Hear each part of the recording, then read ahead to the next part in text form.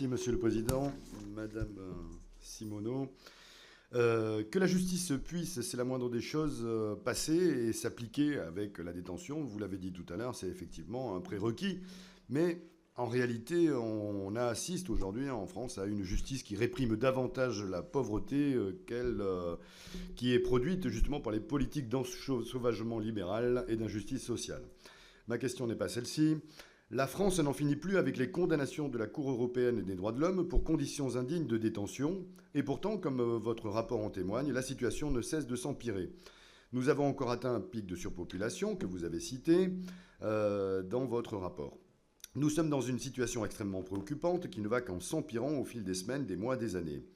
Et c'est dans un contexte où les alertes ne cessent d'être données par les associations, les professionnels, les personnes détenues, les agents pénitentiaires, les institutions nationales, que notre ministre de la Justice a décidé de restreindre le droit de visite des parlementaires et des bâtonniers dans ces lieux de privation de liberté, pourtant de plus en plus attentatoires à la liberté humaine.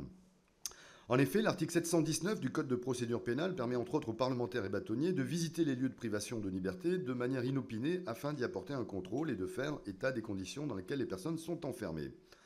Et en plein été, le jour de la démission du gouvernement, une circulaire ministérielle encadrant ce droit de visite des parlementaires et bâtonniers a été modifiée.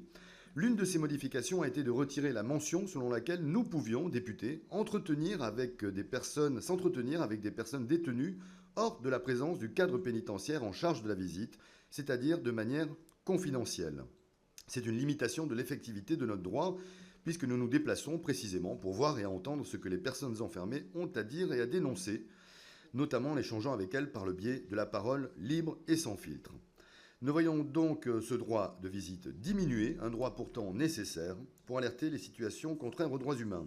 Madame la Contrôleure générale, que pensez-vous de cette modification et comment ne pas craindre que la possibilité de nous entretenir de manière confidentielle avec les personnes détenues soit désormais à la discrétion du cadre pénitentiaire qui n'est plus contraint par un écrit ministériel ?